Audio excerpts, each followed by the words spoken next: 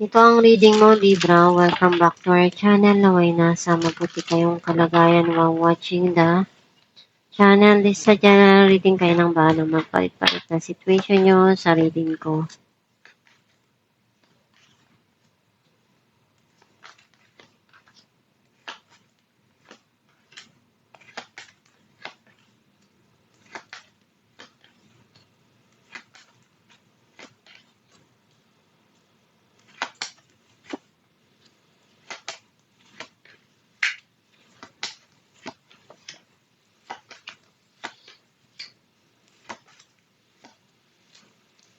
At the bottom of the deck, Knight of Swords. I feel like ang nasa-sense ko na energy mo, nakita ko na andun yung may mga gusto kang sabihin o klaruhin do sa mga nangyayari ngayon sa buhay mo or do sa sitwasyon. Ang mensahe ng card mo, may darating dito na reunion or pagkikita, some of you reconciliation or pag-aayos. Gustong ipakita nitong tao na to yung nararamdaman niya and gusto niyang i-offer yung pag-ibig niya sa'yo. Some of you, ando yung pagmamahal mo na gusto mong maipakita dun sa taong mahal mo o dun sa pamilya mo. Pagmamahalan nitong dalawang tao na binibigay sa isa't isa kung ano yung kaya na punuan sa bawat isa.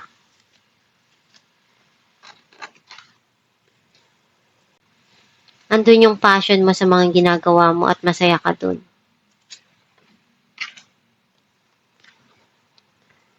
Kailangan mong balansehin yung mga nangyayari ngayon sa buhay mo para hindi ka basta-basta sumuko. Some of you, naguguluhan ka pa, hindi ka pa handa magdesisyon. Meron kang inaalam or pinag-aaralan dito. Some of you, meron tao na nag-i-spy sa mga ginagawa mo.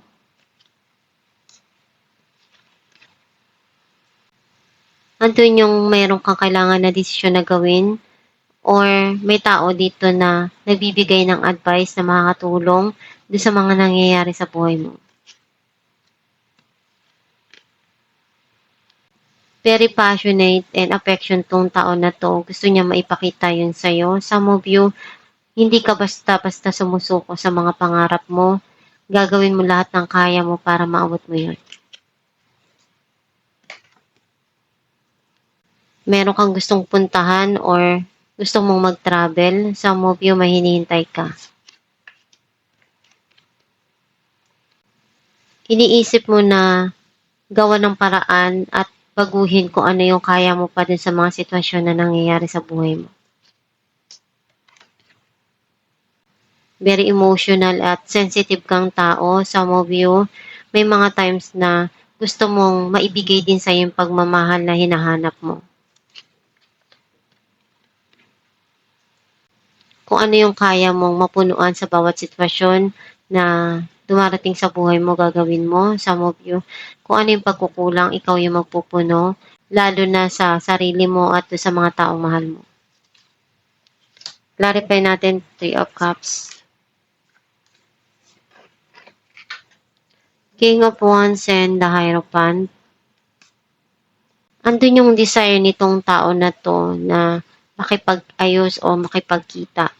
And gagawin niya lahat ng kaya niya para maipakita kung ano yung affection niya towards you. Clarify natin Knight of Cups. Knight of Pentacles and Two of Wands.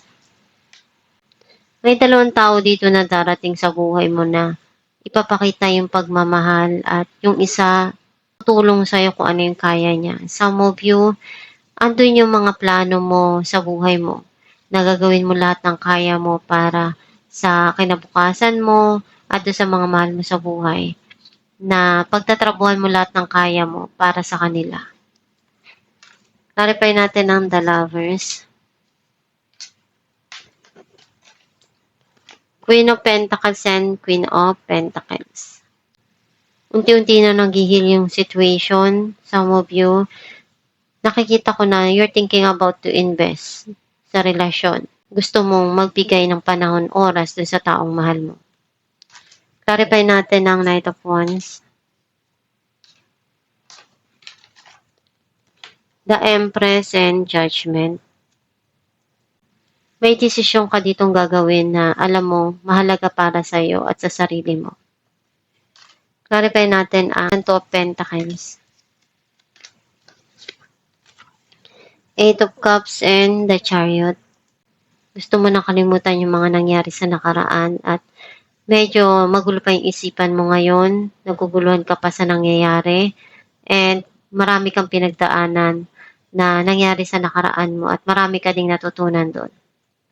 Clarify natin ang Page of Swords. Four of Swords and the Hangman. Gusto mo munang bigyan ng time yung sarili mo para makapag-isip at makapagpahinga. And nararamdaman mo kasi na may mga time na gusto mong gumawa ng paraan pero hindi mo alam kung paano mo gagawin. At pinag-aaralan mo mabuti kung ano yung magagawa mo pa dun sa mga nangyayari ngayon sa buhay mo at sa mga dumarating. Clarify natin King of Swords. Six of Wands and Eight of Swords. Itong tao na to may mga time na nagmi-mirroring siya. Or unti-unti mong mapagtatagumpayan yung mga pinagdadaanan mo ngayon na pagsubok. Clarify natin ang King of Wands.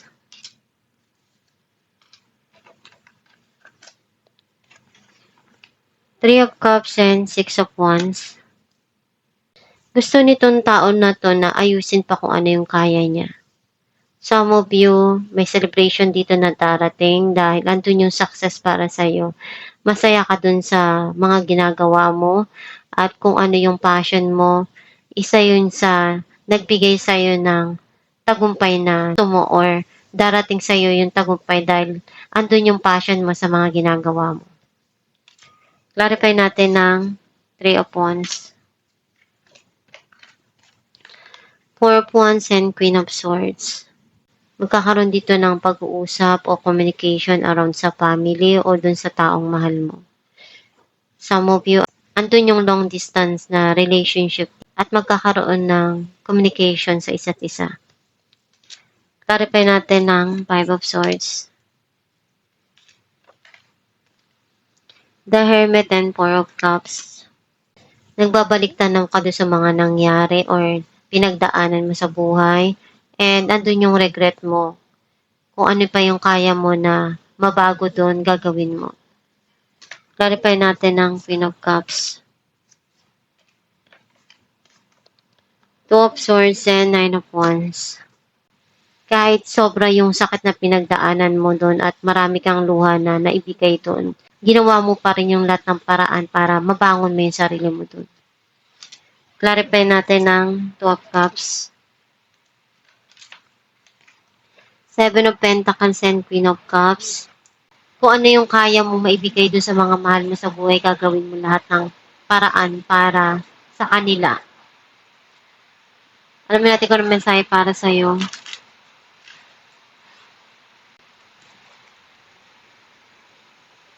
The universe powerfully responds the instant I realign with love. Ang mensahe para sa'yo na kung ano yung gusto mong mangyari sa buhay mo, iyon yung i-attract mo.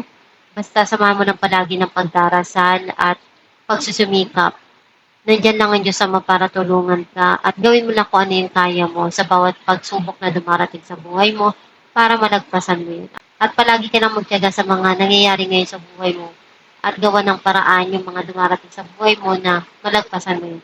At itong yung reading, libro ako nakaresonate ka, kindly comment down below. Thank you for watching. Guys, meron po tayong binibenta na Aram Herbal Oil na makakatulong sa sumasakit na ugat o kumakati na varicose vein sa kamay man o sa paa. Ipahid sa gabi bago matulog at i-massage. And nakakatulong din siya na mag-fade ang iyong varicose vein. Ipahid 2 times a day at i-massage araw-araw. Gawin mo ito araw-araw para mag-fade yung varicose mo.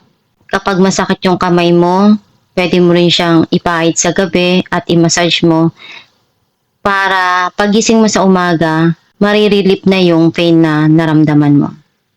Pwede kayong umorder sa Shopee or sa Facebook, meron po tayo dong page na Star Shines.